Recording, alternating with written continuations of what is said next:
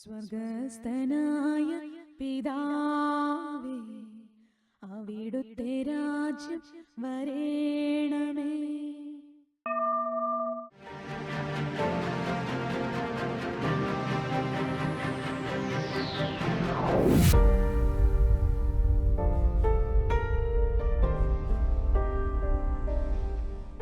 ഈശോയ്ക്ക് നന്ദി പറയാം. അവിടുത്തെ ആത്മീയ സാന്നിധ്യം, ഉത്ഥാനം ചെയ്ത കർത്താവ്, മരിച്ച് ഉയർത്ത കർത്താവ് ഭൂമിയിൽ ഇന്നും ജീവിക്കുന്നവനാണ്.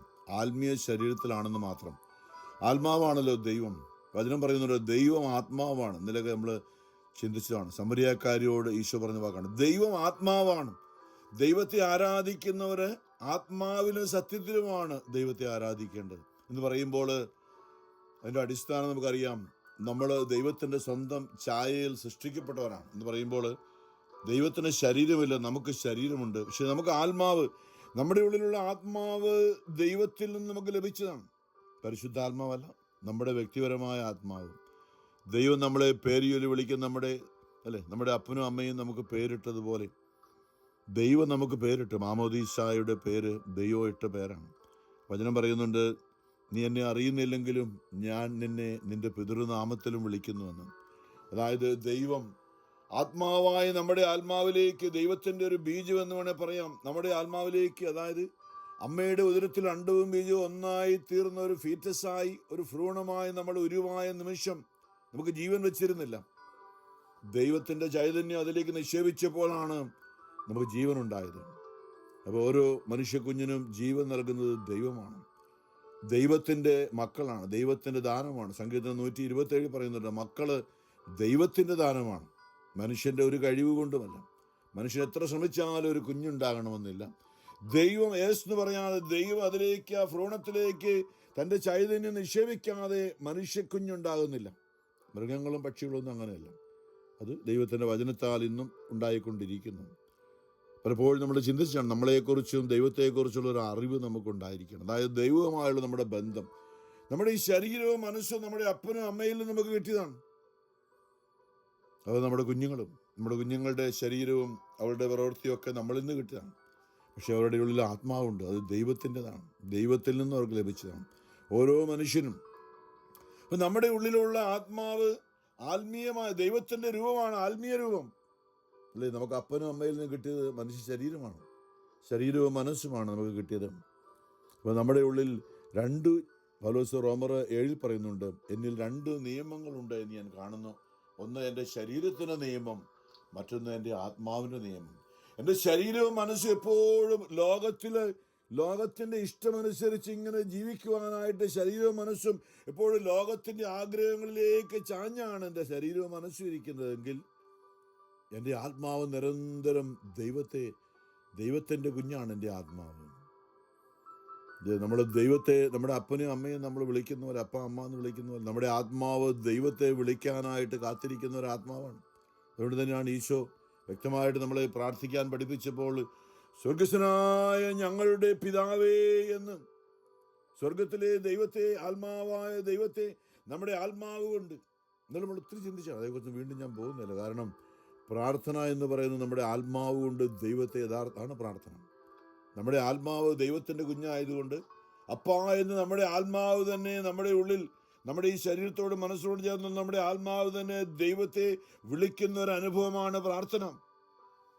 നമ്മൾ ആരാധന എന്ന് ഇന്നലെ ചിന്തിച്ചതാണ്. ആരാധന എന്ന് നമ്മുടെ ഈ ആത്മാവിന് പ്രാർത്ഥിക്കാനായിട്ട്, നമ്മുടെ ആത്മാവിന് പ്രാർത്ഥിക്കാനുള്ള ഒരു അവസരം, ഒരു സൗകര്യം ഒരുക്കി കൊടുക്കുന്ന പ്രവൃത്തിക്കാണ് ആരാധന എന്ന് പറയുന്നത്.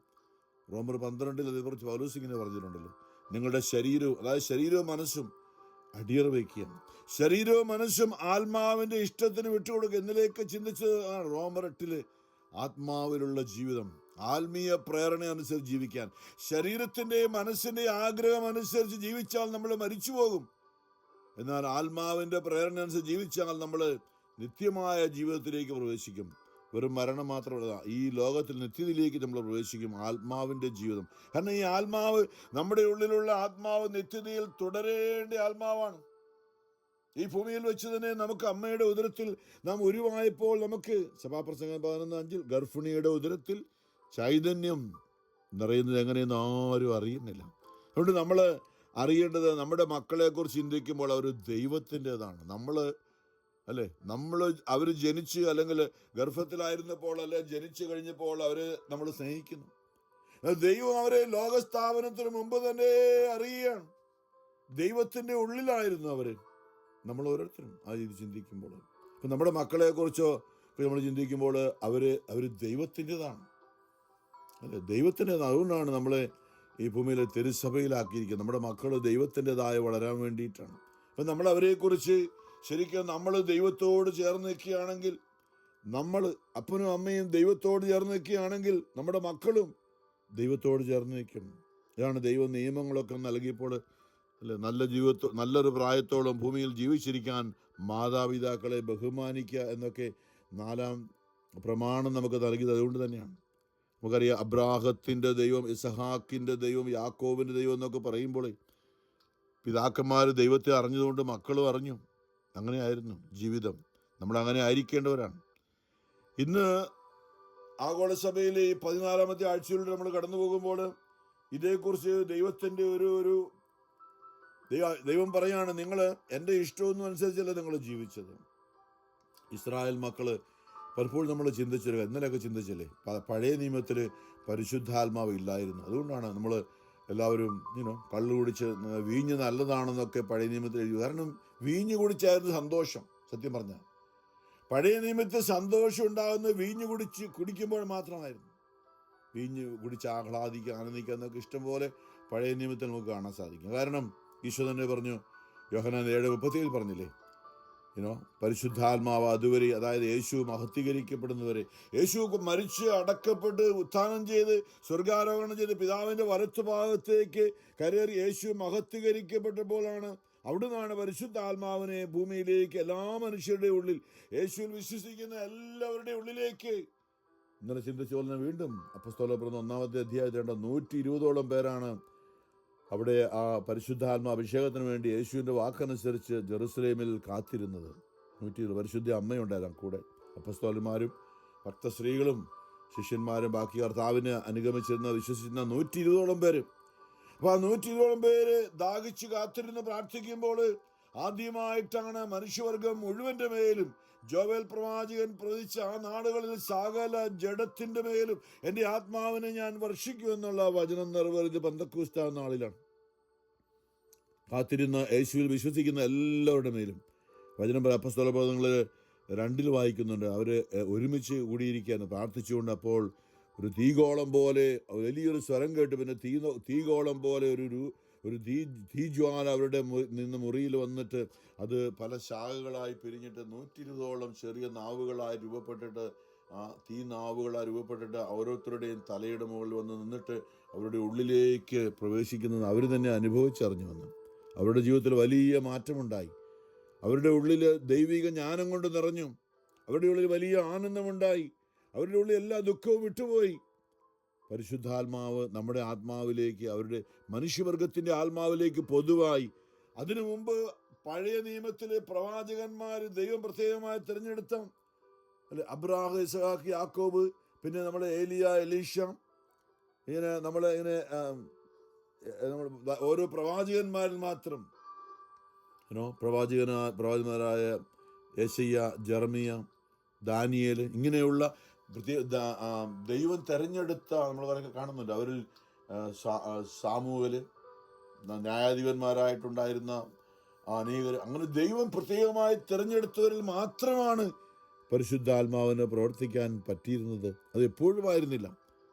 ഒരു പ്രാർത്ഥനയിൽ ദൈവത്തോട് ചേർന്നിരുന്നപ്പോൾ മാത്രം ആയിരുന്ന ഒരു സാന്നിധ്യമായിരുന്നു പഴയ നിയമത്തിൽ. അതുകൊണ്ടാണ് പഴയ നിയമത്തിൽ സന്തോഷത്തിന് വീഞ്ഞ് ദൈവം അനുവദിച്ചു. കാരണം എന്താ, അത് മനുഷ്യൻ പാപത്തിന്, സാത്താൻ്റെ അടിമത്തത്തിൽ കിടക്കുകയാണ്. ഒരു സന്തോഷവുമില്ല. നിരാശയും കുറ്റബോധവും ഉത്കണ്ഠയും വാശിയും വൈരാഗ്യവും വിദ്വേഷവും ഒക്കെ ഇപ്പം മനുഷ്യൻ വീഞ്ഞ് കണ്ടുപിടിച്ചു. നമുക്കറിയാം, ആദ്യം കണ്ടുപിടിച്ചത് ആരാന്ന് നമുക്കറിയാം. ആ ഒരൊറ്റ കാരണത്താലാണ് വംശാവലിയിൽ നിന്ന് നോഹ മാറ്റപ്പെട്ടത്. നോഹ രക്ഷപ്പെട്ടു. നോഹയെ 8 പേരുൾപ്പെടെ ആ പെട്ടകത്തിൽ നിന്ന് പുറത്തു വന്നു കഴിഞ്ഞപ്പോൾ വചനം പറയുന്നുണ്ട്, ഉൽപ്പത്തി പുസ്തകത്തിൽ, നോഹ ഒരു മുന്തിരിത്തോട്ടം ഉണ്ടാക്കി, ഒരു വീഞ്ഞുണ്ടാക്കി, അത് കുടിച്ച് മത്തനായി ഉന്മത്തനായി കിടക്കുമ്പോൾ നഗ്നനായി കിടക്കണം, ബോധമൊന്നുമില്ല. കള്ളു കുടിച്ച് ബോധമില്ലാതെ കിടക്കുമ്പോൾ നോഹയുടെ മക്കൾ 3 പേരായിരുന്നല്ലോ. രണ്ടാമത്തവൻ വന്നപ്പോൾ ഈ അപ്പൻ്റെ ഇങ്ങനെ കിടക്കുന്നതുകൊണ്ട് അവൻ ചിരിച്ചുകൊണ്ട് അപ്പനെ കളിയാക്കിയിട്ട് പുറത്തേക്ക് പോയി. എന്നാൽ ഏറ്റവും മൂത്തവനും ഏറ്റവും ഇളയവനും വന്നപ്പോൾ അപ്പനിങ്ങനെ കിടക്കുന്നത് കൊണ്ടുകൊണ്ട് ഒരു ഷീറ്റ് കൊണ്ട് പുറകോട്ട് അവരുടെ അപ്പൻ്റെ നഗ്നത കാണാതിരിക്കാൻ വേണ്ടി പുറകോട്ട് നടന്നു ചെന്ന് ഒരു തുണി കൊണ്ട് അപ്പൻ്റെ ശരീരത്തെ മറച്ചിട്ട് അവർ കടന്നുപോയി. അപ്പന് ബോധം വീണപ്പോഴാണ് ആരാ എന്നെ പുതപ്പിച്ചത്. അപ്പം അറിഞ്ഞപ്പോൾ അവർ പറഞ്ഞു, രണ്ടാമത്തവൻ ആദ്യം വന്നിട്ട് അവൻ ചിരിച്ചുകൊണ്ട് കടന്നുപോയി എന്ന് പറഞ്ഞപ്പോൾ അപ്പന് ദേഷ്യം വന്നിട്ട് അവനെ ശപിക്കുന്നുണ്ട്. രണ്ടാമത്തവൻ ഗുണം പിടിക്കില്ല എന്ന് പറഞ്ഞു. അവൻ്റെ മക്കളാണ് ഈ പഴയ നിയമത്തിൽ കാണുന്ന ജബൂസിയർ, പെരീസിയർ എന്നൊക്കെ പറഞ്ഞ് കാണുന്നില്ലേ, അത് വചനം പറയുന്നുണ്ട്. അങ്ങനെ ദൈവത്തെ അറിയാൻ പറ്റാതെ ശപിക്കപ്പെട്ടവരായി പോയത് ഈ ആദ്യമായി വീഞ്ഞു കുടിച്ച് ഉന്മത്ത പ്രാപിച്ച അപ്പൻ്റെ ശാപം മൂലമാണ് ആ രണ്ടാമത്തെ മകൻ്റെ കുടുംബം മുഴുവനും പിന്നീട് ദൈവത്തെ അറിയാത്തവരാണ്. നമുക്കറിയാം യേശുക്രിസ്തുവിൻ്റെ കാലത്ത് പിന്നീടും പരിശുദ്ധാത്മാവിൻ്റെ കൃപയിലേക്കൊക്കെ ദൈവം പിന്നീടാണ് അവരൊക്കെ വന്നത്. അപ്പം ഞാനീ പറഞ്ഞു വരുന്നത്, നമ്മൾ ഇന്ന് വീഞ്ഞിനെ കുറിച്ച് വളരെ വ്യക്തമായിട്ട് ഇത് ആളുകളൊക്കെ പരിശുദ്ധാത്മാവ് പറയാൻ ആഗ്രഹിക്കുകയാണ്. കാരണം സമൂഹത്തെ അടിമപ്പെടുത്തിയിരിക്കുന്ന സാത്താൻ്റെ ഒരു ദുരാത്മാവ് തന്നെയാണത്. ദൈവത്തെ അറിയാൻ പറ്റാത്ത രീതിയിൽ കുടുംബ സ്നേഹമില്ല, ഭാര്യയും ഭർത്താവും തമ്മിൽ സ്നേഹമില്ല, മക്കളോട് സ്നേഹമില്ല, സ്നേഹം മുഴുവനും മദ്യത്തോടാണ്. അതിനെ വിട്ടുപിരിഞ്ഞിട്ട് വേറൊരു കാര്യമില്ല. ഭാര്യ രാത്രിയും പകലും കണ്ണുനീരോടെ പറയുകയാണ്, നിലവിളിക്കുന്നുണ്ട്, പ്രാർത്ഥിക്കുന്നുണ്ട്, പക്ഷെ അതൊന്നും ഭർത്താവ് കേൾക്കുന്നില്ല. മക്കള് ആഗ്രഹിക്കുന്നുണ്ട്, പറയുന്നില്ലായിരിക്കും ഒരു പക്ഷേ, എൻ്റെ അപ്പൻ അല്ലെ എൻ്റെ അമ്മ ഈ കുടിയൊന്ന് നിർത്തിയില്ലെങ്കിൽ നിന്ന് എവിടെ ശ്രദ്ധിക്കാനാണ്? കാരണം അവർക്ക് സ്നേഹം മദ്യത്തോടാണ്. മക്കളെയോ ഭാര്യയോ ഭർത്താവിനേക്കാൾ കൂടുതൽ, മറ്റുള്ളവരെക്കാൾ കൂടുതലായി, അല്ലെങ്കിൽ ദൈവത്തെക്കാൾ കൂടുതലായി മദ്യത്തെയാണ് സ്നേഹിക്കുന്നത്. അത് ലഹരിയാണ്. അനേകരുണ്ടല്ലോ അമേരിക്കയിലെ പല ഭാഗങ്ങളിൽ ലഹരിക്കടിമകളായ അനേക ജീവിതങ്ങൾ ഇങ്ങനെ തകർന്നു കിടക്കും നമ്മൾ കാണുന്നു, ലോകം മുഴുവനിലും. ഇതിനുള്ളവരെ ഇത് വലിയൊരു ദുരന്തമാണ്. അവിടെയാണ് മനുഷ്യൻ തിരിച്ചറിയേണ്ടത്. സാത്താൻ്റെ അടിമത്തിലേക്ക് ഇന്ന് മനുഷ്യരെ കൊണ്ടുപോകുന്ന വലിയൊരു മേഖലയാണ്. പലപ്പോഴും ചിന്തിച്ചത് ഗലാത്യ ലേഖനം 5 പൗലോസ് പറയുന്നുണ്ട്, ഇങ്ങനെയുള്ള പ്രവർത്തി മദ്യപാനം ഉൾപ്പെടുന്ന ആ മേഖല ഗലാത്യ ജഡിക പ്രവണത പറഞ്ഞിട്ട് ഇങ്ങനെ ചെയ്യുന്നവർ ഒരിക്കലും ദൈവരാജ്യം അവകാശമാക്കുകയില്ല എന്ന്. അവർ മരിച്ചാൽ അവരുടെ ആത്മാവ് ബന്ധനത്തിലാണ്. ആത്മാവ് ഒരിക്കലും രക്ഷപ്പെടാൻ പോകുന്നില്ല. അനുദപിക്കാതെ നിർത്താതെ മാനസാന്തരത്തിലേക്ക് വരാതെ ആത്മാവ് നരകത്തിലേക്കാണ് പോകുന്നതെന്നാണ് ഗലാത്യർ 5:19 ഒടുവിൽ പൗലോസ് പറഞ്ഞു വെച്ചിട്ടുണ്ട്. പിന്നെയുള്ളവർ ഞാൻ പലപ്പോഴും പറഞ്ഞിട്ടുണ്ട്, പലരും ഞാൻ ഇത് തർക്കിക്കാൻ പോയിട്ടില്ല, പക്ഷെ പലർക്കും എന്നോട് അഭിപ്രായ വ്യത്യാസം ഇതേക്കുറിച്ച് എതിർപ്പുമുണ്ട്. കാരണം എന്താ? ഇത് ഞങ്ങളങ്ങനെ ഇഷ്ടമുള്ള പോലെ. പിന്നെയുള്ളവർ നാശത്തിലേക്കാണ് പോകുന്നത്. നമ്മുടെ മക്കളൊന്നും ശരിയാകത്തന്നെ ഒറ്റ കാരണം അതാണ്. ഞാൻ പറയും, ഇത് കാരണമൊന്നുമല്ല, ഇത് ദൈവം നമുക്ക് അല്ലേ. എന്നാൽ നമ്മൾ ദൈവമായ കർത്താവ് ഒറ്റ കാര്യമാണ് ഇന്ന് നമ്മൾ ചിന്തിക്കുന്നത്, വിശുദ്ധിയും ദൈവത്തെ അറിഞ്ഞുള്ളൊരു ജീവിതവും. ഇതില്ല എങ്കിൽ അല്ലെങ്കിൽ പഴയ നിയമ ലേവ്യരുടെ പുസ്തകത്തിൽ 15, 44, 45 ദൈവമായ കർത്താവ് ഒറ്റ കാര്യമാണ്, ഞാൻ നിങ്ങളെ നയിക്കും, നിങ്ങളെ അനുഗ്രഹിക്കും, പക്ഷേ ഞാൻ നിങ്ങളുടെ ദൈവമായ കർത്താവ് പരിശുദ്ധനായിരിക്കുന്നത് പോലെ നിങ്ങളും എല്ലാ കാര്യങ്ങളിലും പരിശുദ്ധരായിരിക്കുമെന്നാണ് ദൈവം. വേറൊന്നും പറഞ്ഞില്ല. ദൈവത്തിന് പണം വേണമെന്നോ, നമ്മളുണ്ടാക്കിയ കാശ് വേണമെന്നോ, നമ്മുടെ വസ്തു വേണമെന്നോ, നമ്മുടെ കെട്ടിടം വേണമെന്നോ ഒന്നും ദൈവം പറഞ്ഞില്ല. ഞാൻ നിങ്ങളെ സൃഷ്ടിച്ച നിങ്ങളുടെ ദൈവം കർത്താവുമായ ഞാൻ പരിശുദ്ധനാണ്, അന്നും എന്നും എന്നും ഒരിക്കലും മാറ്റമില്ലാത്ത നമ്മുടെ പരിശുദ്ധനായ ദൈവമേ, പരിശുദ്ധനായ ബലവാനെ, പരിശുദ്ധനായ അമർത്തിനെ എന്ന് ഈ കരുണയുടെ പ്രാർത്ഥനയ്ക്കിടയിൽ ആവർത്തിച്ച് ഞാൻ പറഞ്ഞൊരു ദൈവസ്തുതി. അതുകൊണ്ടാണ് ദൈവം പരിശുദ്ധനാണ്. ദൈവം എന്ന് പറയുന്നത് പരിശുദ്ധനാണ്. നമ്മൾ ദൈവ സ്നേഹമാണ്, പക്ഷേ ദൈവം പരിശുദ്ധനാണ്. പരിശുദ്ധി ഇല്ലെങ്കിൽ ദൈവമല്ല. ദൈവം പരിശുദ്ധനാണ്. അതുപോലെ തന്നെ ദൈവം ബലവാനാണ് എല്ലാത്തിനേക്കാൾ. കാരണം ദൈവത്തിൻ്റെ പരിശുദ്ധിയാണ്, ദൈവത്തിൻ്റെ വിശുദ്ധിയാണ് ആ ശക്തി. അതുപോലെ തന്നെ ദൈവം അമർത്യനാണ്. മരിച്ചുയർത്ത് യേശു ജീവിച്ചത് അല്ലെ, ദൈവം ആത്മാവാണ്, അല്ലെങ്കിൽ ദൈവ സ്നേഹമാണ്, ദൈവം വിശുദ്ധിയാണ്. സ്നേഹവും വിശുദ്ധിയും ഒന്നിച്ചിരിക്കുന്ന ഒരു കാര്യമാണ്. ഒരു നാണയത്തിന് 2 വശം പോലാണ്. യേശുക്രിസ്തു ദൈവം മനുഷ്യനായി ഭൂമിയിൽ വന്ന് മനുഷ്യരായ നമ്മുടെ ശരീരത്തിൽ വന്ന പാപത്തിന് പരിഹാരം ചെയ്യാനായിട്ട് ദൈവം മനുഷ്യരൂപമെടുത്തു. ആത്മാവായ ദൈവം മനുഷ്യരൂപമെടുത്തു വന്നാണ് യേശുക്രിസ്തു. മനുഷ്യന്റെ സകല ജഡത്തിൽ വന്ന സകല പാപങ്ങളെയും തൻ്റെ ശരീരത്തിൽ വഹിച്ചുകൊണ്ട് അടികളായി, വേദനയായും, മുറിവുകളായി അതിന് പരിഹാരം മനുഷ്യ ശരീരത്തിൽ, അല്ലേ? യാക്കോബ് പറയുന്നുണ്ട്, ശരീരത്തിലാണ് മനുഷ്യൻ പാപം ചെയ്യുക. മനസ്സിൽ തോന്നിയ ആഗ്രഹം വെച്ചുകൊണ്ട് നടന്ന് ശരീരത്തിൽ പാപം ചെയ്തു. അപ്പൊ ശരീരത്തിലാണ് പാപം വെളിപ്പെട്ടത്. അതുകൊണ്ട് ഈ ശരീരവും മനസ്സും, ഞാൻ ഓർപ്പിച്ചു, ആരാധന എന്ന് പറയുന്നത് ഈ ശരീരവും മനസ്സും ദൈവത്തിന് അടിയറ വയ്ക്കുമ്പോൾ മാത്രമേ നമ്മുടെ ആത്മാവിന് ദൈവത്തെ അപ്പാ എന്ന് വിളിക്കാൻ പറ്റുള്ളൂ. നമ്മുടെ ശരീരത്തിന്റെയും മനസ്സിന്റെയും ആഗ്രഹങ്ങളെ ഉപേക്ഷിച്ചാൽ മാത്രമേ, ചിന്തിച്ചു, റോമർ 8:9 പറഞ്ഞില്ലേ, നിങ്ങൾ ആത്മാവിനാൽ ജഡത്തെ നിഹനിക്കുന്നെങ്കിൽ, അല്ലെങ്കിൽ ഇതൊരു ദുരാത്മാവാണ് നമ്മുടെ ശരീരത്തെ പാപം ചെയ്യാൻ പ്രേരിപ്പിക്കുന്നത്. എന്തുമാകട്ടെ, ജഡിക പാപങ്ങളെല്ലാം അതിലൊന്നാണ് മദ്യപാനം. അപ്പോൾ നമ്മുടെ ഉള്ളിലെ നമ്മുടെ ആത്മാവിലേക്ക് ദൈവം തന്നെ ആത്മാവായി വരുന്നൊരവസ്ഥയുണ്ട് ഈ ഭൂമിയിൽ. അത് കെട്ടുകഥയൊന്നുമല്ല. വചനപ്രകാരം യേശു പറഞ്ഞിട്ടുണ്ട്. മുമ്പ് പറഞ്ഞു, തീജ്വാലയുടെ രൂപത്തിൽ മനുഷ്യന്റെ മേൽ ഇറങ്ങി വന്ന ദൈവം, ത്രിത്വിക ദൈവം. അത് വചനപ്രകാരമാണ്. യേശു യോഹന്നാൻ 14:23 ഇങ്ങനെ പറയുന്നത്, എൻ്റെ വചനം പാലിക്കുന്നവനെ എൻ്റെ പിതാവ് സ്നേഹിക്കും, എൻ്റെ വചനം പാലിക്കുന്നവനെ എൻ്റെ പിതാവ് സ്നേഹിക്കും, ഞങ്ങൾ അവൻ്റെ അടുത്ത് വന്ന്, അതെ, പിതാവും പുത്രനും അവൻ്റെ അടുത്ത് വന്ന് അവനിൽ വാസമുറപ്പിക്കുകയും ചെയ്യും. ഉള്ളിൽ, നമ്മുടെ ഉള്ളിൽ ദൈവം, പിതാവും പുത്രനും പരിശുദ്ധാത്മാവും നമ്മുടെ ഉള്ളിൽ വന്ന് വസിക്കുമ്പോഴാണ് നമുക്ക് ശക്തി കിട്ടുക. നമ്മൾ അതുകൊണ്ട് ഇന്നത്തെ ഈ ഈ ബലഹീനതകള്, ദുശീലങ്ങള്, അത് നമ്മൾ എത്ര ശ്രമിച്ചാലും, മറ്റുള്ള മനുഷ്യർ നമ്മളെ സഹായിച്ചാലും, എത്ര തെറപ്പി, എത്ര ട്രീറ്റ്മെന്റ് എടുത്താലും അത് വിട്ടുപോകില്ല. ദൈവത്തിന്റെ ആത്മാവിനാൽ മാത്രമാണ് നമുക്കതിനെ ജയിക്കാൻ പറ്റുക, പ്രിയമുള്ളവരെ. അതുകൊണ്ട് തന്നെയാണ് യേശു നമുക്ക് പരിശുദ്ധാത്മാവിനെ നൽകിയത്. പരിശുദ്ധാത്മാവ് നിങ്ങളുടെ മേൽ വന്നു കഴിയുമ്പോൾ നിങ്ങൾ ശക്തി പ്രാപിക്കും. നമുക്ക് ഇന്ന് ഉപേക്ഷിക്കാൻ പറ്റാത്ത പല ജഡിക പാപങ്ങളുണ്ട്. നമ്മളെ സ്വാധീനിക്കുന്ന ഭയം, ഉത്കണ്ഠ, നിരാശ, കുറ്റബോധം, ഡിപ്രഷൻ, ഇങ്ങനെയൊക്കെ ഉള്ളതിൻ്റെ ദുരാത്മാക്കൾ നമ്മളെ വിട്ടുപോകുന്നത് ദൈവത്തിൻ്റെ ആത്മാവ് തന്നെ നമ്മളിലേക്ക് വരുമ്പോഴാണ്. നമ്മളതിനുവേണ്ടി ആഗ്രഹിക്കണം, ചോദിക്കണം. പരിശുദ്ധാത്മാവെ, നമ്മൾ പറഞ്ഞ് പലപ്പോഴും ചിന്തിച്ചാണ്, മാമോദീസാട് നമ്മൾ ചോദിച്ച് അനുവാദത്തോടെയാണ് പരിശുദ്ധാത്മാവിനെ എനിക്ക് വേണം, യേശുവിൻ്റെ ആത്മാവിനെ വേണമെന്ന് പറഞ്ഞാണ് മാമോദീസ സ്വീകരിച്ചത്. അതുകൊണ്ട് പ്രിയമുള്ളവരെ, ഇന്ന് ദൈവത്തെ അറിയാതെ പഴയ നിയമകാലത്ത് ജനം മുഴുവൻ എപ്പോഴും ദൈവത്തിനെതിരായി പോകുകയാണ്. നമ്മൾ കാണുന്നുണ്ട്, പ്രവാസികളായി എത്രയോ പ്രാവശ്യമാണ് അടിമത്തത്തിലേക്ക് ജനം പോയത്. അവിടെ അടിമത്തിൽ കിടക്കുമ്പോൾ അവിടെ കരഞ്ഞ് നിലവിളിച്ച് പിന്നീട് അനുദപിച്ച് ഏതെങ്കിലുമൊക്കെ നല്ല മനുഷ്യ പ്രവാചകന്മാർ അവരുടെ ഇടയിലേക്ക് വന്നുകൊണ്ടാണ് അവരെ വീണ്ടും തിരിച്ചു വന്നത്. കുറെ കഴിഞ്ഞാൽ വീണ്ടും പോവും. കാരണം പരിശുദ്ധാത്മാവ് ഉള്ളിലില്ലായിരുന്നത് കൊണ്ട് കുറെ കഴിയുമ്പോൾ വീണ്ടും പാപത്തിലേക്ക് പോകുന്നൊരവസ്ഥയായിരുന്നു പഴയ നിയമം. അതുകൊണ്ട് ഞാൻ പറഞ്ഞത്, ഇന്നും നമ്മൾ വീഞ്ഞു കുടിച്ച് സന്തോഷിക്കുന്നതിൽ പഴയ നിയമത്തിലാണ്, നമ്മൾ പുതിയതല്ല. യേശുക്രിസ്തു എല്ലാം നവീകരിച്ചതാണ്. കഴിച്ച് ചിന്തിച്ചു, എല്ലാം ഞാൻ നവീകരിക്കുന്നു എന്ന് വെളിപാട് 21 യേശു പറഞ്ഞു.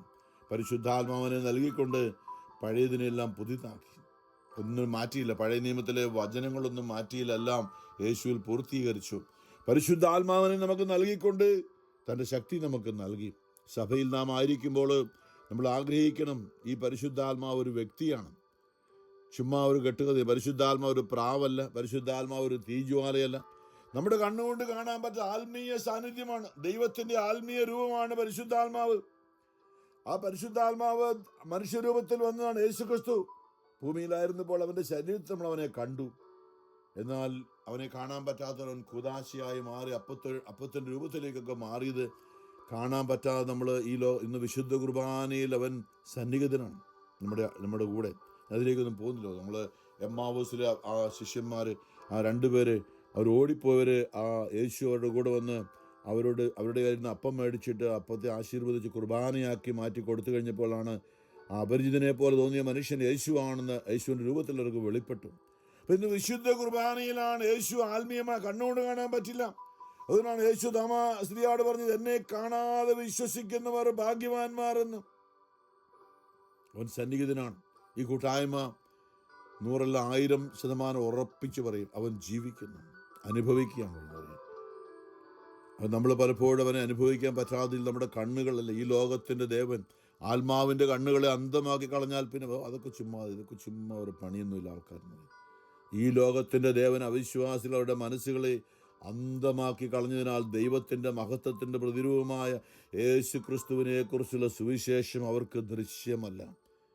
പിശാചിൻ്റെ ഒറ്റ ലക്ഷ്യമുള്ളൂ നമ്മൾ യേശുവിനെ അറിയരുത്. നമ്മൾ ഈ ലോകത്തിലെ ജഡിക പാപങ്ങളിൽ, മദ്യത്തിലോ ലഹരിയിലൊക്കെ അടിമപ്പെട്ട് നമ്മൾ നശിച്ചു പോകണമെന്നാണ് സാത്താൻ ആഗ്രഹിക്കുന്നത്. അതുകൊണ്ടാണ് നമ്മളെ ഇന്ന് അങ്ങനെ അടിമയാക്കിയിട്ട് പ്രിയമുള്ളവരെ, അതാണ് ഈശോ പറഞ്ഞത്, ബന്ധിതർക്ക് മോചനം നൽകാൻ, അടിച്ചമർത്തപ്പെട്ടവർക്ക് സ്വാതന്ത്ര്യം നൽകാൻ, അന്ധർക്ക് കാഴ്ച നൽകാൻ അവിടുന്ന് തന്നെ അയച്ചിരിക്കുന്നു എന്ന് നമ്മൾ യെശയ്യാ 61 ഒരു പ്രവചനമാണ് യെശയ്യായുടെ. അത് യേശു ലൂക്ക 4:18 അത് വിളിച്ചു പറഞ്ഞു, ഇതാണ് എന്നിൽ നിറവേറിയത്. ആ വചനം യെശയ്യാ 61 ആ വചനം യേശു മരുഭൂമിയിലെ പരീക്ഷണം കഴിഞ്ഞ് ദേവാലയത്തിലേക്ക് വന്നപ്പോൾ അവന് പുസ്തകച്ചുരുൾ വായിക്കാൻ കൊടുത്തപ്പോൾ അവൻ തുറന്നപ്പോൾ ഇതാണ് കിട്ടിയത്. യെശയ്യാ 61 അവിടെ പറയുകയാണ്, കർത്താവിൻ്റെ ആത്മാവ് എൻ്റെ മേലുണ്ട്, അവിടെ തന്നെ അഭിഷേകം ചെയ്തിരിക്കുന്നു, ബന്ധിതർക്ക് മോചനം നൽകാൻ, അടിച്ചമർത്തപ്പെട്ടവർക്ക് സ്വാതന്ത്ര്യം നൽകാൻ.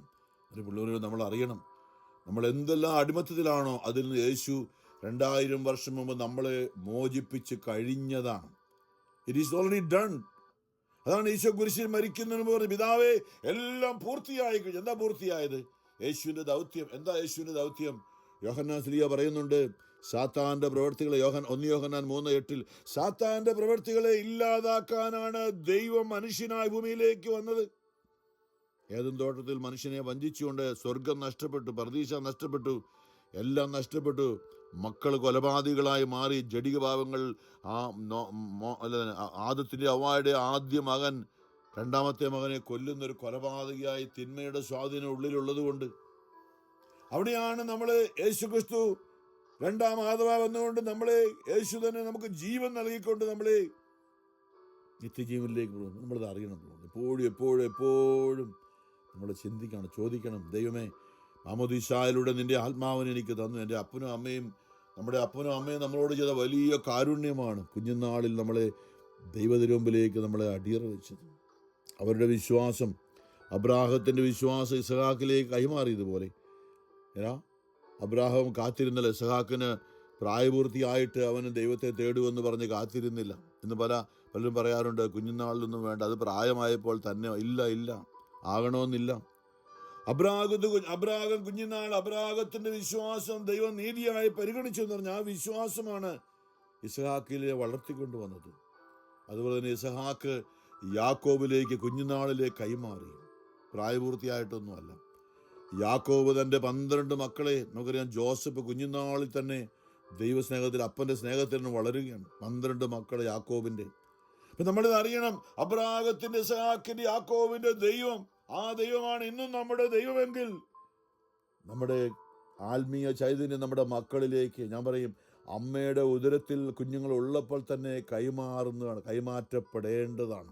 ഇത് വലിയൊരു മേഖലയാണ്. അതിലേക്ക് ഞാൻ പോകുന്നില്ല, കാരണം നമ്മളത് അറിഞ്ഞിരിക്കണം. അപ്പം അതുകൊണ്ടാണ് ഞാൻ പറഞ്ഞത്, പഴയ നിയമത്തില് പരിശുദ്ധാത്മാവിനെ ആർക്കും കിട്ടിയിരുന്നില്ല. വീഞ്ഞ് കുടിച്ച് മാത്രം സന്തോഷിച്ചത്.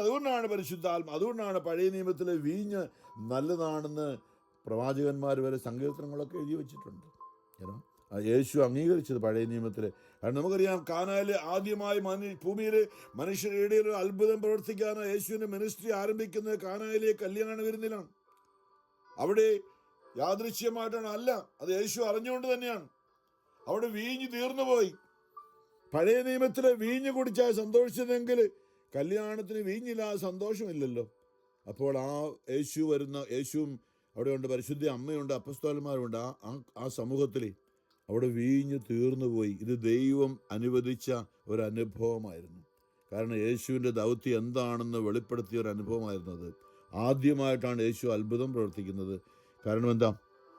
മനുഷ്യന്റെ ബലഹീനതകളെ, മനുഷ്യന്റെ പാപത്തെ വെറുക്കുകയും പാപിയെ സ്നേഹിക്കുകയും ചെയ്യുന്ന ദൈവം. അതുകൊണ്ട് ഞാൻ ഈ പറയുമ്പോഴും മദ്യം കഴിച്ചോ ലഹരി എടുത്തോ കിടക്കുകയാണെങ്കിൽ ദൈവം നമ്മളെ വെറുക്കുന്നൊന്നുമില്ല. ദൈവം നമ്മളെ നമ്മുടെ പുറകെ നടക്കുകയാണ്. മകനെ, മോളെ, ഇതൊന്നും ഉപേക്ഷിക്കുക, എനിക്ക് നിന്റെ ഉള്ളിലേക്ക് വരാൻ പറ്റുന്നില്ല ഇതുള്ളത് കൊണ്ട്. ഇത് ദുരാത്മാവാണ്. അല്ല, ഇന്നലെ ചിന്തിച്ചു എഫേസ്യസ് 5:18 വീഞ്ഞു കുടിച്ച് ഉന്മത്തരാകരുത്, അതിൽ ദുരാസക്തിയുണ്ട്, ദുരാത്മാവുണ്ട് എന്ന്. പ്രിയമുള്ളവരെ, അപ്പോൾ ദൈവം സ്നേഹിക്കുന്നുണ്ട്. ഓരോ ലഹരി പിടിച്ചു കിടക്കുന്ന ജീവിതങ്ങളെയും ദൈവം അങ്ങേയറ്റം സ്നേഹിക്കുന്നുണ്ട്. നീതിമാന്മാരെക്കാൾ കൂടുതലായി ദൈവം സ്നേഹിക്കുന്നുണ്ട്. അവരുടെ മാനസാന്തരത്തിന് വേണ്ടി നിരന്തരം അവരോട് യാചിക്കുന്ന ഒരു ദൈവമാണ്. പലപ്പോഴും ജീവിതാനുഭവങ്ങളിലൂടെയൊക്കെയും ഇന്നലെ ചിന്തിച്ചു അല്ലേ, ഹോസിയ പറഞ്ഞത്, ഞാൻ അവളെ വിജനപ്രദേശത്തേക്ക് അല്ലെങ്കിൽ തകർച്ചകളിലേക്ക്, സഹനങ്ങളിലേക്ക് കൂട്ടിക്കൊണ്ടുപോയി അവിടെ വെച്ച് ഞാൻ അവളെ വശീകരിച്ച് ഞാൻ അവളെ സ്വന്തമാക്കും, എൻ്റേതാക്കും. അപ്പോൾ ഞാനും പറയും, എൻ്റെ ജീവിതത്തിലേക്ക് ഞങ്ങളൊക്കെ പറയും, ഞാനും എൻ്റെ കുടുംബത്തിലും ഒക്കെ വലിയ സഹനത്തിലൂടെ, കഷ്ടതയിലൂടെ കടന്നു വന്ന്, ജീവിതത്തിൻ്റെ മരുഭൂമി അവസ്ഥയിലൂടെ കടന്നു വന്ന് ഞങ്ങളെ വശീകരിച്ചുകൊണ്ട് ജീവിതത്തിൻ്റെ മരുഭൂമിയിലേക്ക് കൂട്ടിക്കൊണ്ടുപോയി അവിടെ വെച്ച് ദൈവത്തെ തേടി നലഞ്ഞു നടന്ന് കണ്ടുമുട്ടിയ ജീവിതങ്ങളാണ് ഞങ്ങളുടേതൊക്കെയും. അതുകൊണ്ടാണ് ഇതൊക്കെ പറയുന്നത്. സഭാപ്രസംഗം പറഞ്ഞിട്ട്, യൗവനത്തിൽ അതിൻ്റെ സൃഷ്ടാവിനെ അറിഞ്ഞിരുന്നെങ്കിൽ നിൻ്റെ പ്രായമാകുമ്പോൾ ഉണ്ടാകുന്ന പല ദുരന്തങ്ങളും നിനക്ക് അവോയ്ഡ് ചെയ്യാൻ പറ്റുമായിരുന്നു പറയുന്നത്. അതെ, അപ്പം നമ്മളത് അറിയണം. ദൈവം നമ്മളെ സ്നേഹിക്കുന്നു. ഇന്ന് ഹോസിയ പറയുന്നതാണ്, ഈ ജനം അവനെ അറിയുന്നില്ല. അവർ രാജാക്കന്മാരെ വാഴിച്ചു, എന്നാൽ എൻ്റെ ആഗ്രഹം അനുസരിച്ചില്ല അവർ അധികാരികളെ നിയമിച്ചത്. എൻ്റെ അറിവ് കൂടാതെയാണ്, ദൈവത്തോട് ആലോചന ചോദിക്കാതെയാണ് ഇസ്രായേൽ അന്ന് പലതും ചെയ്തുകൊണ്ടിരുന്നത്. തങ്ങളുടെ വെള്ളിയും സ്വർണവും കൊണ്ട് വിഗ്രഹങ്ങൾ നിർമ്മിച്ചു, അത് അവരെ നാശത്തിലെത്തിച്ചു. സമരിയ, നിന്റെ കാളക്കുട്ടിയെ ഞാൻ തട്ടിത്തെറിപ്പിച്ചു, എൻ്റെ കോപം അവർക്കെതിരെ ആളിക്കത്തുന്നു. തങ്ങളെ തന്നെ ശുദ്ധീകരിക്കാൻ ഇനിയും അവർ എത്ര വൈകും? ഇതാണ് ജോഷുവ തന്റെ ജനത്തോട് പറയുന്നത്. ഇസ്രായേൽ ദൈവമായ കർത്താവ് ഇസ്രായേൽ ജനത്തിന്റെ ഇടയിലേക്ക് ഇറങ്ങി വരാനായിട്ട് ജോഷുവയുടെ ദൈവമായ കർത്താവ് പറഞ്ഞാണ്, ജോഷുവ 3:5, ഇന്ന് നിങ്ങൾ നിങ്ങളെ തന്നെ ഇപ്പോൾ നിങ്ങൾ നിങ്ങളെ തന്നെ വിശുദ്ധീകരിക്കുമെന്ന്, നാളെ ദൈവം നിങ്ങളുടെ ഇടയിൽ അത്ഭുതങ്ങൾ പ്രവർത്തിക്കുമെന്ന്. നമ്മൾ വിശുദ്ധി നിൽക്കുമ്പോഴാണ് ദൈവത്തിന് നമ്മളിലേക്ക് വരാൻ പറ്റുക പ്രിയമുള്ളവരെ. അതുകൊണ്ടാണല്ലോ നമ്മൾ വിശുദ്ധ കുർബാന പറയുന്നത്. വിശുദ്ധ കുർബാന വിശുദ്ധർക്ക് നൽകപ്പെടുന്നു, തീക്കട്ട നൽകപ്പെടുന്നൊക്കെ പറയുന്നത്. വിശുദ്ധിയില്ലാതെ നമ്മളത് സ്വീകരിക്കാതെ നമ്മൾ കത്തിച്ചാമ്പലായി പോകും. വിശുദ്ധി കുമ്പസാരിച്ച് നല്ല ഒരുക്കത്തോടെ വേണം. അതിനുള്ളവരെ തങ്ങളെ തന്നെ ശുദ്ധീകരിക്കാൻ ഇനിയും നിങ്ങൾ എത്ര വൈകും? അത് ഇസ്രായേലിലെ ഒരു അതെ. പിന്നെ ഈ വിഗ്രഹങ്ങളൊക്കെ നമ്മൾ പറയുന്നത് ജീവനില്ലാത്ത വിധിക്കല്ല അല്ല. നമ്മളും പള്ളിയിൽ പല രൂപങ്ങളൊക്കെ ഉണ്ടാക്കി വെച്ചിരിക്കുമ്പോൾ ഞാൻ പറയും, നമ്മളതിനെ ആരാധിക്കുന്നില്ല. അത് ദൈവമാണെന്ന് പറഞ്ഞ് ആരാധിക്കുന്നില്ല. കത്തോലിക്ക ദേവാലയത്തിൽ ഒരു രൂപത്തിൻ്റെ മുമ്പിൽ ദൈവം എന്ന് എഴുതി വെച്ചിട്ടില്ല. നമ്മൾ മനസ്സിലാക്കണം, അവിടെ ഉള്ളത് മനുഷ്യനായി ജീവിച്ച യേശുക്രിസ്തു മനുഷ്യരൂപത്തിൽ വന്ന രൂപമാണ്. യേശു രൂപം എടുത്തുകൊണ്ടാണ് രൂപം അവിടെ ഉള്ളത്. പരിശുദ്ധ കന്യാമറിയം മനുഷ്യരൂപത്തിലുണ്ടായിരുന്നതാണ് രൂപമുള്ളത്. വിശുദ്ധരുടെയൊക്കെ രൂപമുള്ളത് അവരെ ഓർമ്മപ്പെടുത്താനാണ്, അല്ലാതെ നമ്മൾ ദൈവം എന്ന് പറഞ്ഞ് ആരാധിക്കുന്നില്ല. അതിൻ്റെ മുമ്പിൽ അങ്ങനെ ആരാധിക്കുന്നുണ്ടെങ്കിൽ അത് തെറ്റാണ്. അത് ദൈവവചനമാണ്. ഈ ഭൂമിയിലെ മറ്റൊന്നിൻ്റെയും പ്രതിമ ഉണ്ടാക്കരുത്, അതിൻ്റെ മുമ്പിൽ നീ ആരാധിക്കുക. അത് ദൈവമല്ല, അത് വെറും കളിമണ്ണാണ്. ഇന്ന് സങ്കീർത്തനം നമ്മളെ ഓർപ്പിക്കുന്നത് 115 ഓർപ്പിക്കുന്നതാണ്. ദൈവമായ കർത്താവേ, നമ്മുടെ ദൈവം സ്വർഗത്തിലാണ് എന്ന് പറയുമ്പോൾ നമ്മുടെ ദൈവം ആത്മീയ ദൈവമാണ്. മറ്റുള്ളവർ ദൈവത്തെ അറിയാത്തവർ അവരുടെ വിഗ്രഹങ്ങൾ സ്വർണവും വെള്ളിയുമാണ്, മനുഷ്യരുടെ കരവേലകൾ മാത്രം. അവയ്ക്ക് വായുണ്ടെന്നാൽ മിണ്ടുന്നില്ല, കണ്ണുണ്ടെന്നാൽ കാണുന്നില്ല, അവയ്ക്ക് കാതുണ്ടെന്നാൽ കേൾക്കുന്നില്ല, മൂക്കുണ്ടെന്നാൽ മണത്തറിയുന്നില്ല. ജീവനില്ലാത്തതാണ്. അവയ്ക്ക് കൈയുണ്ടെന്നാൽ സ്പർശിക്കുന്നില്ല, കാലുണ്ടെന്നാൽ അവ നടക്കുന്നില്ല, അവയുടെ കണ്ടത്തിൽ നിന്ന് സ്വരം ഉയരുന്നില്ല. അവയെ നിർമ്മിക്കുന്നവർ അവയെപ്പോലെ തന്നെയാണ്, അവയിൽ ആശ്രയിക്കുന്നവർ അവയെപ്പോലെ തന്നെ. അതുപോലെ തന്നെ ഇസ്രായേലേ, കർത്താവിൽ ആശ്രയിക്കുന്ന ജീവിക്കുന്ന ദൈവത്തിൽ, അതായത് രൂപമില്ലാത്ത ദൈവത്തിൽ, ആത്മാവായ ദൈവത്തിൽ വിശ്വസിക്കുവിൻ, ആശ്രയിക്കുവിൻ. കാരണം അവിടെ നമ്മുടെ ആത്മാവിന് രൂപമില്ല, നമ്മുടെ ശരീരത്തിന് രൂപമുണ്ട്. നമ്മുടെ ആത്മാവിനെ നമ്മളാരും കണ്ടിട്ടുണ്ടോ? ഇല്ല. നമ്മുടെ ആത്മാവ് ഉള്ളിലുണ്ട്. പരിശുദ്ധാത്മാവ് നമ്മുടെ ആത്മാവ്. എൻ്റെ ആത്മാവേ, മൈ സോൾ എന്ന് പറഞ്ഞ മേഖല, നമ്മുടെ ആത്മാവിനെ നമ്മളാരും കണ്ടിട്ടില്ല. അപ്പോൾ നമ്മുടെ ദൈവത്തിൻ്റെ രൂപത്തിൽ സൃഷ്ടിക്കപ്പെട്ട നമ്മുടെ ആത്മാവ് ദൈവത്തിന് രൂപമില്ല. അതുകൊണ്ട് നമ്മൾ പ്രിയമുള്ളവരെ, അഹരോന്റെ ഭവനമേ കർത്താവിൽ അഹരോൻ എന്ന് പറഞ്ഞാൽ പൗരോഹിത്യം ഉള്ളതാണ്. അന്നേരം പുരോഹിതന്മാരെ കർത്താവിൽ ശരണം വയ്ക്കുവിൻ, അവിടുന്നാണ് നിങ്ങളുടെ സഹായവും പരിചയം. കർത്താവിൻ്റെ ഭക്തരെ കർത്താവിൽ ആശ്രയിക്കാൻ, അവിടുന്നാണ് നിങ്ങളുടെ സഹായവും പരിചയം. കർത്താവിന് നമ്മെക്കുറിച്ച് വിചാരമുണ്ട്. അതായത് അവിടുന്ന് ആത്മാവിലെ ജീവനുള്ള ദൈവമാണ്. മരിച്ചുയർത്താതെ ഭൂമിയിൽ മനുഷ്യരായി ജീവിച്ച യേശു മരിച്ചുയർത്തുന്ന ഒരു ആത്മീയ വ്യക്തിത്വമാണ്, കണ്ണുകൊണ്ട് കാണാൻ പറ്റില്ല. അതുകൊണ്ടാണല്ലോ ഈശോ മരിച്ചുയർത്ത് കഴിഞ്ഞപ്പോൾ ശരീരമുണ്ട്, ഒരു ആത്മീയ ശരീരമാണ്. കഥകൾ പൂട്ടിയിരിക്കുക, മുറിക്കുള്ളിലേക്ക് കടന്നു വന്ന യേശു നമ്മൾ ചിന്തിക്കുന്ന പോലെ ശരീരമല്ല, ആത്മീയ ശരീരമാണ്. എവിടെയും കടന്നു ചെല്ലാൻ പറ്റുന്ന, ജീവിക്കുന്ന, അതാ നമ്മളെക്കുറിച്ച് വിചാരമുണ്ട്. പരിശുദ്ധാത്മാവ് ആത്മീയ രൂപമാണ് ദൈവത്തിൻ്റെത്. നമ്മളെക്കുറിച്ച് വിചാരമുണ്ട്. ഈശോ പറഞ്ഞത് കാര്യസ്ഥനെന്നാണ്, സഹായകരെന്നാണ്. വളരെ വ്യക്തമായിട്ട് ഒരു പേഴ്സണായിട്ടാണ്, നൗണായിട്ടാണ് ഉപയോഗിച്ചത്. പരിശുദ്ധാത്മ ഒരു വ്യക്തി, ഒരു വസ്തുവായിട്ടല്ല. പ്രാവെന്നോ തീജ്വാല എന്നുള്ള പരിശുദ്ധാത്മാവിനെ ഒരു പേഴ്സണായിട്ട് നൗണായിട്ടാണ്, സഹായകനാണ്, കാര്യസ്ഥനാണ് എന്നൊക്കെയാണ് പരിശുദ്ധാത്മാവിനെ കുറിച്ച് പറഞ്ഞ ഈശോ. അതെ, അവൻ ജീവിക്കുന്നവനാണ്, അവൻ നമ്മെക്കുറിച്ച് വിചാരമുണ്ട്, അവിടുന്ന് നമ്മെ അനുഗ്രഹിക്കും. പ്രിയമുള്ളവരെ, അതുകൊണ്ട് നമ്മൾ ഇത് അറിയണം. ഇന്നും നമ്മുടെ ഇടയിൽ വ്യാപരിക്കുന്ന ദൈവം, 2 3 പേർ എൻ്റെ നാമത്തിൽ എവിടെ ഒരുമിച്ച് കൂടിയാലും അവിടെ ഉണ്ടെന്ന് പറഞ്ഞ ആ ദൈവം നമ്മുടെ ആത്മാവിലേക്ക് വരുന്ന ദൈവമാണ്. നമ്മുടെ കണ്ണുകൊണ്ട് കാണാൻ പറ്റും, നമ്മുടെ ആത്മാവിലേക്ക് വരുന്ന ദൈവമാണ്. അതെ, ഇന്ന് ഒരു പിശാച് ബാധന ഒരു ഊമനെ ജനങ്ങളുടെ അടുക്കൽ എന്ന് മത്തായി 9-ാമത്തെ അധ്യായത്തിൽ 32 യേശു ജീവിച്ച് ഭൂമിയിൽ ദൈവമാണെന്ന് തെളിയിക്കുന്ന സംഭവങ്ങളാണ് യേശുവിൻ്റെ എല്ലാ അടയാളങ്ങളും അത്ഭുതങ്ങളും. അവൻ്റെ അടുക്കൽ കൊണ്ടുവന്ന് ഒരു പിശാചിനെ പുറത്താക്കിയപ്പോൾ ഊമൻ സംസാരിച്ചു. അതായത് നമ്മൾ കാണുന്ന പല രീതിയിലാണല്ലോ അല്ലേ, നമ്മൾ അലോപ്പതി ഡോക്ടേഴ്സുണ്ട്, ഹോമിയോ ഡോക്ടേഴ്സുണ്ട്, പല രീതിയിലുള്ള മരുന്നാണ് കൊടുക്കുന്നത് അല്ലേ. രണ്ടുപേരും നമ്മൾ ചേരണമെന്നില്ല. പിന്നെ നാട്ടുവൈദ്യന്മാരുണ്ട്, എല്ലാവരും പല മരുന്നാണ് കൊടുക്കുന്നത്. അതുപോലെ യേശു കൊടുത്ത മരുന്ന് ആത്മീയ മരുന്നാണ്, വചനമാണ് യേശു കൊടുത്തത്. നമ്മൾ അറിയണം, ദൈവമായ കർത്താവ് വചനത്താൽ നമ്മളെ സൃഷ്ടിച്ച ദൈവം മരുന്നും വചനത്തിലാണ്. ഭൂമിയിൽ നമുക്ക് ശരീരം ഉള്ളത് കൊണ്ടാണ് ഇന്ന് നമ്മുടെ ശരീരത്തിന് ഡോക്ടർമാരും മരുന്നും ഹോസ്പിറ്റലും ഒക്കെ ദൈവം നമുക്ക് തന്നതാണ്, ദൈവത്തിൻ്റെ അനുഗ്രഹമാണ്. പക്ഷേ നമ്മളെ സൃഷ്ടിച്ച ദൈവം വചനമാണ് നമുക്ക് വേണ്ടി ഏറ്റവും. നിന്റെ മരുന്നോ ലേപനോ ഔഷധമോ അല്ല, ദൈവമേ അവിടുത്തെ വചനമാണ് അവരെ സൗഖ്യമാക്കിയത്.